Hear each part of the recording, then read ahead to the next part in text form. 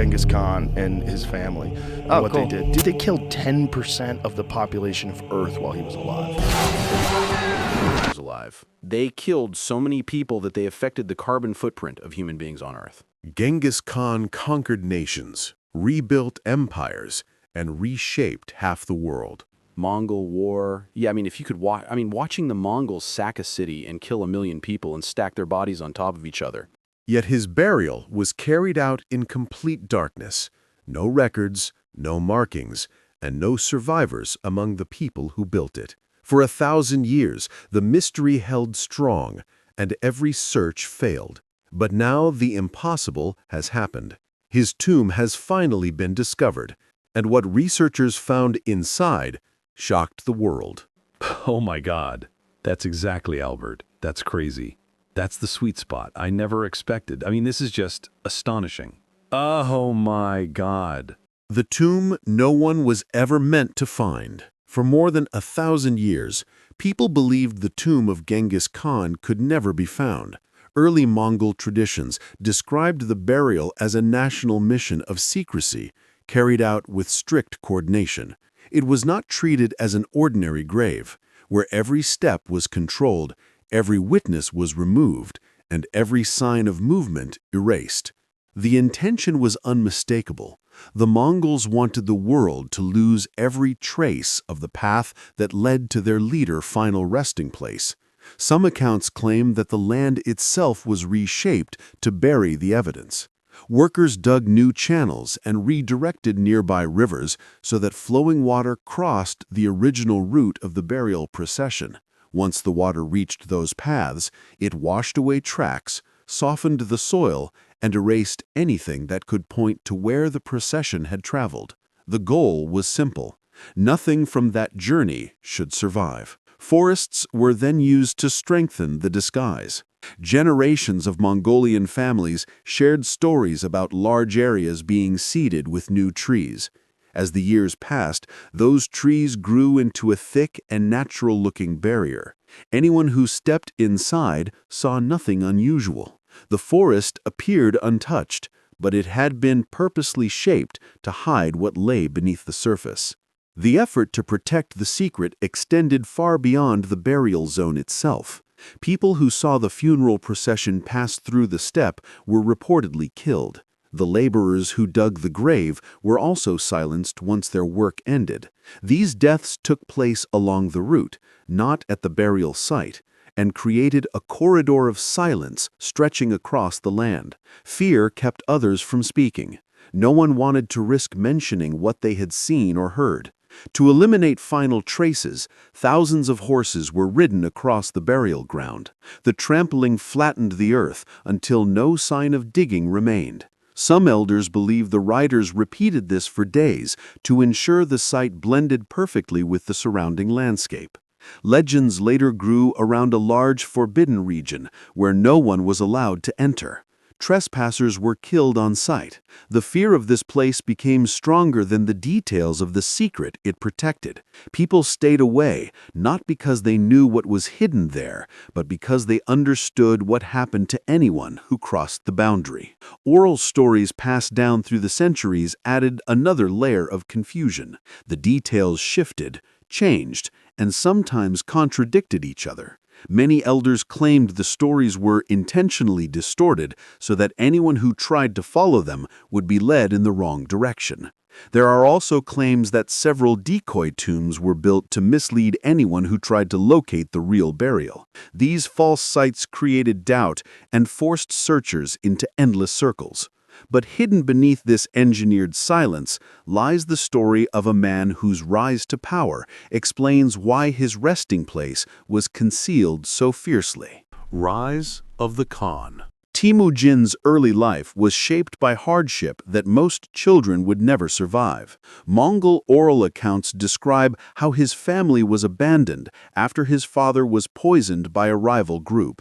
This betrayal forced Temujin, his mother, and his siblings into a life of isolation. They endured bitter winters with almost nothing. Reports describe periods of starvation so severe that they searched the frozen ground for anything they could eat. Some accounts even mentioned that they went days consuming spoiled food and bad water because there was no other choice. These experiences produced a boy who trusted no one and learned very quickly that survival depended entirely on his own decisions.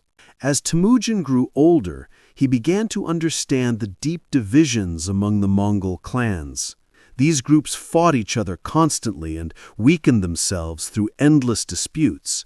Some historians believe he realized that unity was the only way for the steppe people to survive their harsh world. He reached out to different clans through negotiation, strategic marriages, and, when necessary, overwhelming force. One example often mentioned in historical discussions is his effort to end long-standing hostility between the Mongols and the Anggerat. Temujin strengthened this alliance by taking Berte, the daughter of an Anggerat leader, as his wife. This marriage brought peace between the two groups and increased his political weight among rival factions. Many leaders expected him to fail despite these efforts. Instead, he outmaneuvered them with a calm but relentless focus. Several chronicles state that the speed at which he gained influence shocked older clan chiefs who believed they could control him. Once he had gained loyalty from key allies, Temujin created an entirely new kind of army. He refused to base rank on family ties. If a man could fight, follow orders, and learn quickly, he earned a place of honor. This decision created fierce loyalty. Soldiers felt that Temujin valued their ability rather than their bloodline. This merit-based structure allowed him to build an army that operated with a level of discipline that many enemies found terrifying. To coordinate thousands of soldiers across vast distances, Temujin introduced the decimal military structure.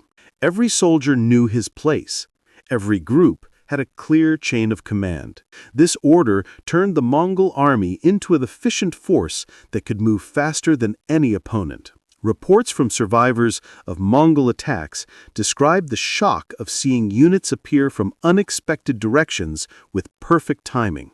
Even before adulthood, Mongol children trained with bows while riding horses.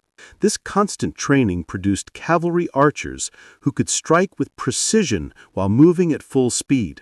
When combined with tactics such as sudden encirclement and long-planned fiend retreats, Mongol forces shattered armies that believed they were safe behind walls or natural barriers. Fear spread quickly because cities fell faster than anyone believed possible. Temujin also introduced the yasa, which was a set of laws that demanded strict discipline. It also protected the right to practice different religions, something many empires struggled to accept. Under his rule, merchants traveled farther and carried new ideas and inventions across continents with a level of safety that had rarely existed before. Yet, all these efforts to hide the tomb make sense only when you understand how unclear and unsettling his final moments were. The mystery of the grave began with the mystery of his death and the birth of a global enigma. The final moments of Genghis Khan's life remain one of the most debated mysteries in history. Even the Mongols, who documented many events with care, left no clear explanation of how their leader died. Some ancient accounts claim he fell from a horse during a military campaign. Others insist he suffered from an illness that grew worse during the march. A few chronicles say he died from wounds inflicted during a clash with a rebellious tribe. There are also stories that he fell on his own sword in the middle of a confrontation, although this version is widely viewed as uncertain. The presence of so many conflicting explanations shows how determined the Mongols were to hide the truth. At the time of his death, the Mongol army was in the middle of a critical campaign. Historians often point out that any sign of weakness could have created panic within the ranks or encouraged enemy forces to strike back. This fear pushed the leadership into immediate silence. Only a small group of trusted commanders were told that Genghis Khan had died. They understood that if this information spread, even as a rumor, it could weaken the army, embolden their enemies, and unsettle every tribe under Mongol control. A covert funeral operation began the moment he died. The men involved were among his closest and most loyal followers. They were ordered to continue acting as if the Khan were still alive while they prepared for the transport of his body. The army marched forward without any outward sign of disruption. Meanwhile, the selected group began a secret journey back toward the Mongolian heartland. They avoided settlements, stayed far from trade paths, and moved in complete silence. According to several accounts, the rest of the army never realized a funeral procession existed. After the burial, every reference to the event was erased from official records. Documents that might have mentioned the burial route or the location were either never written or were removed entirely. Future generations of leaders continued the silence, treating the Khan's resting place as something that must never be revealed. The secrecy became a tradition within the ruling elite. It was passed down as a responsibility, not a choice. But the tomb was not protected by secrecy alone. A sacred force of guardians and rituals rose to shield it through the ages. The Sacred Shield.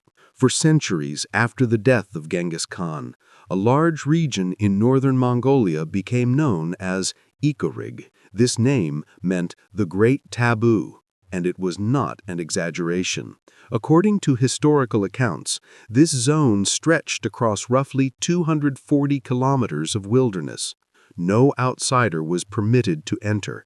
Even high-ranking officials avoided it, because everyone understood that the land belonged only to the royal Borjigin lineage and to those selected to protect it. The scale of this isolation shocked early travelers who heard about it. They could not believe that so much territory had been sealed off for one purpose. The Borjigin family and the chosen guardians were the only people allowed within the borders of Ikori. The guardians became known as the Dark. Their responsibility was passed from one generation to the next, and they took the role with absolute seriousness. According to locals, the Dark did not simply patrol the land. They performed rituals to honor ancestral spirits and to make sure the region remained undisturbed. These rituals continued for hundreds of years. The Guardians treated the land as a living force that needed constant attention. Another form of protection came from the land itself. The region was extremely cold for most of the year, and the ground froze so deeply that the soil became hard like solid rock. This deep freeze created a natural barrier that kept anything buried beneath it sealed and untouched. Some researchers believe that if the tomb is hidden in this environment, the freezing ground may have preserved it far better than any human method ever could. To mislead outsiders even further, a large ceremonial structure was later built in Ordos, which is far from the true sacred area.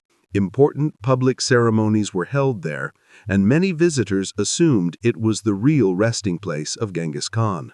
The memorial looked impressive and respectful, but it contained no body. It functioned as a symbolic site that drew attention away from the real tomb, which remained hidden and protected. Mongolian folklore added yet another layer of defense. Many stories warned that disturbing the sacred land would bring disaster to anyone who attempted it. These warnings were not told as simple tales. They were passed down as serious instructions, meant to protect both the land and the people. Families repeated them for generations, and the fear they created kept the region undisturbed. Despite these powerful barriers, the mystery surrounding the tomb continued to grow. With time, curiosity turned into obsession.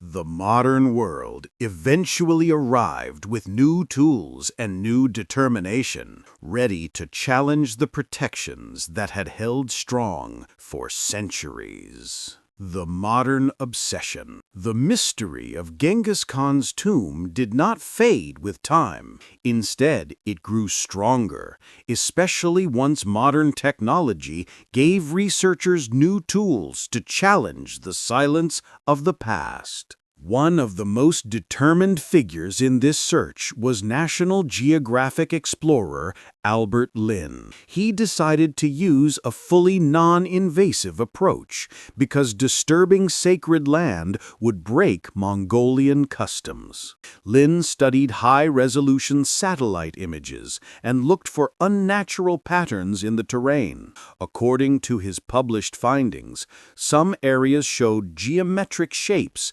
that hinted at man-made structures hidden beneath soil and vegetation. These early signs encouraged him to expand the investigation. Ground-penetrating radar became another major tool in the modern search. Research teams scanned large sections of the Khenti Mountains and discovered several underground anomalies. Some shapes looked like collapsed chambers, and others appeared to be long, straight features that did not match the natural landscape. These discoveries caused excitement, but nothing could be confirmed without excavation. Mongolian officials remained firm that digging was not allowed, so every anomaly remained unverified. Another large project, known as the Three Rivers Expedition, pushed deeper into remote regions. The team uncovered over 1,300 aristocratic graves across a wide stretch of land. The scale of this discovery shocked the researchers because it showed how many members of the elite had been buried in secrecy. Yet, none of the graves belonged to the Great Khan. The absence only made the search more intense.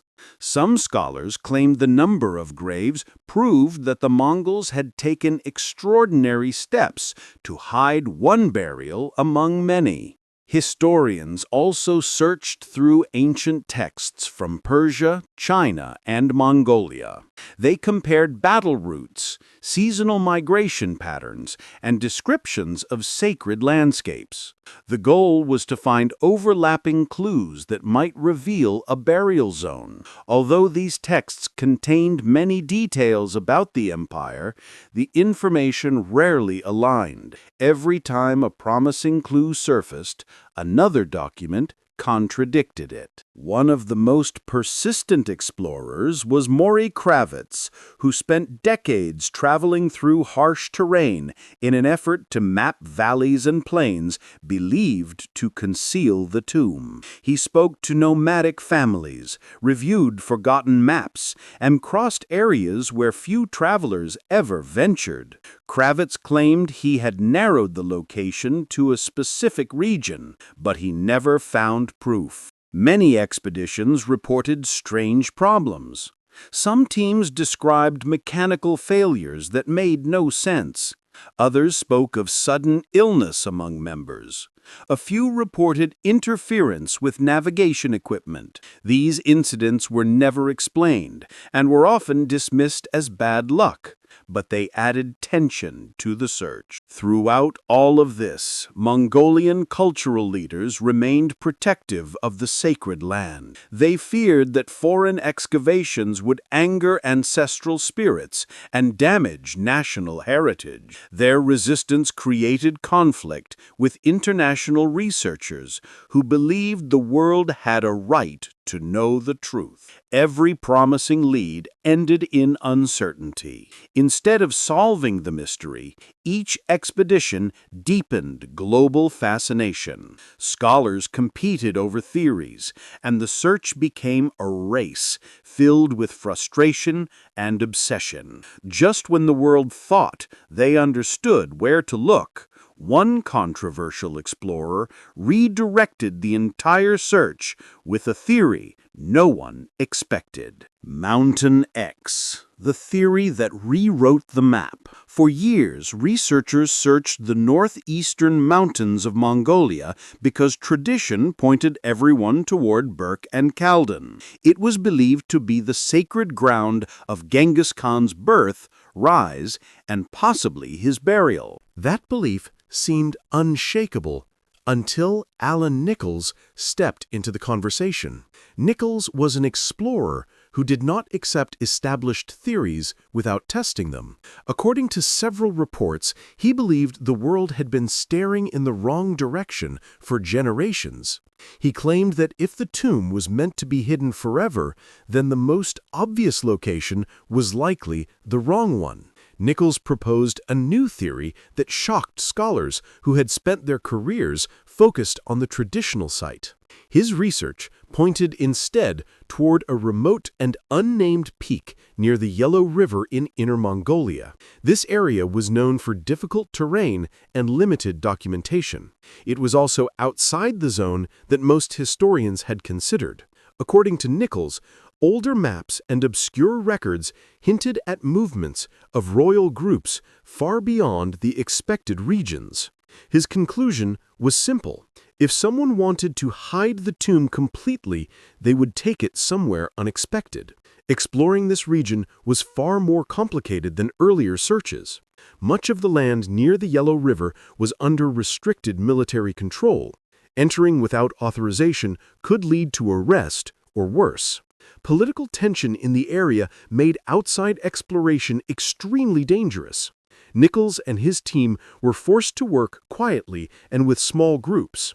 According to members familiar with his work, every step had to be negotiated with care and absolute discretion. Despite the difficulties, Nichols managed to conduct a limited investigation. He brought ground-penetrating radar to several sections of the mountain. The scans revealed unusual subsurface shapes. Some of these shapes looked like rectangular structures buried deep under layers of rock and soil. Although the images were not clear enough for confirmation, they were compelling enough to demand further study. Magnetometer readings provided another surprise. They hinted at metal concentrations in specific patterns, which some believed could indicate the presence of chambers reinforced with ancient materials. These results created excitement among his team, but the findings were never released to the public. Nichols kept everything confidential. He stated that the political sensitivity of the region made any public announcement dangerous. This secrecy angered academic institutions that wanted his data reviewed. They argued that withholding information would fuel confusion and open the door to false claims. The controversy grew quickly. Rumors spread that Nichols had uncovered something he was not allowed to share. Other rumors suggested that governments in the region ordered silence because the findings were too explosive. Nothing was proven, but the lack of clarity made every rumor feel possible. The pressure surrounding his theory forced international research groups, Mongolian officials, and cultural authorities to confront a difficult choice. They could not ignore the rising global interest any longer. This pressure created the turning point. A joint scientific committee was formed to review every credible lead, including survey data from previous decades. Nichols's findings were reviewed secretly along with results from other long-running studies. After weeks of evaluation, the committee identified one region where multiple independent surveys showed consistent underground patterns. This location did not match the traditional belief, nor did it match Nichols' exact claim, but his theory had forced them to widen the search. Once the government approved a small, carefully supervised excavation, preparations began immediately. Archaeologists arrived at the selected site and worked with strict limits. They dug slowly and under constant oversight. After days of controlled excavation, they uncovered the upper stones of an ancient, sealed chamber. It was the breakthrough the world had waited for. What the excavation team uncovered next forced the world to hold its breath. The moment of truth had arrived, and nothing could prepare them for what waited beneath the soil. The 1,000-year opening. The world had waited for 1,000 years, and now the sealed tomb, believed to be Genghis Khan's, had finally been opened. The operation was not rushed. It involved international coordination, Mongolian approval, and supervision from UNESCO. Every decision had to respect Mongolia's traditions while allowing enough scientific access to confirm what lay inside. Security was strict, and only a small team of experts entered the site. The atmosphere was tense. Some members felt excitement, while others admitted they were afraid of the responsibility they carried. The entrance revealed a massive underground chamber supported by carefully arranged stonework. The design was precise and showed knowledge that matched 13th-century methods. The stones had been locked together tightly, which helped keep the chamber sealed for centuries. When the team stepped inside, their lights revealed an interior that looked untouched by time. Dust had settled over everything, but the structure remained steady. The chamber contained rows of ceremonial items. There were sets of armor that had been polished before burial. There were weapons arranged with care, including bows, spears, and blades that carried distinctive Mongol designs. Scrolls had been placed in protected containers, and although some were fragile, a surprising number were still readable. Food offerings had been sealed in clay vessels. When opened, these vessels still held dried remains of meat and fermented drinks. According to several specialists on the team, the preservation was better than expected because of the cold, airless conditions inside the chamber. Textiles were found folded near the center of the room. Wool and silk pieces displayed patterns linked to Mongolian, Chinese, and Persian craftsmanship. These mixed influences showed how far the Mongol Empire stretched during its peak.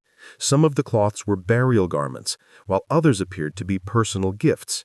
The discovery that shook the room came when the team uncovered human remains that matched the profile of a 13th-century warrior leader.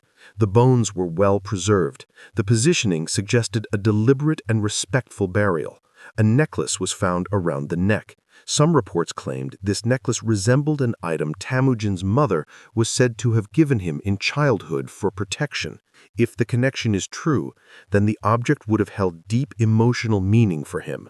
There were also items that appeared to be gifts left by people close to him. One group of researchers noted that a small carved token found near the burial resembled objects associated with his first wife, Berta.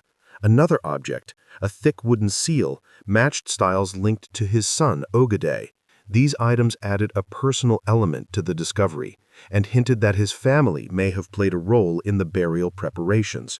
Some scholars believe these items were chosen to remind future generations, if they were ever discovered, of the relationships that shaped the Khan's life. Scientific testing followed quickly. Carbon-14 dating confirmed that the remains were from the correct time period. DNA studies revealed genetic markers linked to Central Asian populations connected to Mongol royal lines. Every artifact and each scientific result strengthened the case that this was indeed the long-hidden tomb of Genghis Khan. But what awaited outside the excavation site was not a scientific celebration. It was a storm of spiritual, political, and cultural upheaval. Shockwaves across the world. The moment news spread that the long-hidden tomb had finally been opened, Mongolia reacted with a wave of emotion that was powerful and immediate. Many citizens felt pride. They believed the discovery confirmed the greatness of their ancestor and the importance of their history. Others felt deep fear. In many Mongolian families, stories had been passed down, warning that disturbing the Khan's rest would bring disaster. These warnings were not treated as old tales. They were treated as serious cultural beliefs. And the idea that outsiders had entered the tomb created real concern. Rumors began to circulate that ancient curses had been ignored. Some people whispered that the land would respond with misfortune. This fear grew stronger in rural regions, where traditional beliefs are still followed closely. Families argued over whether the tomb should have remained sealed forever. In Inner Mongolia, which is under Chinese control, the discovery reignited cultural debates about ownership. Many ethnic Mongols in the region felt the tomb was connected to their identity. They worried that political interests might overshadow cultural rights. Russia also showed quiet interest, especially since parts of its own history were shaped by the Mongol Empire. Analysts noted that the discovery could shift regional influence if handled poorly. Within Mongolia, leaders debated what should happen next. Some argued for reburial. Others demanded limited access. A few suggested that the Darkhet, the traditional guardians, should resume their role. UNESCO urged caution and recommended non-invasive study to avoid damaging the site or violating cultural beliefs. Whether the world protects this site or exploits it will reveal more about us than about Genghis Khan. If you enjoyed this journey and want to see more stories like this, make sure to like the video and subscribe to the channel.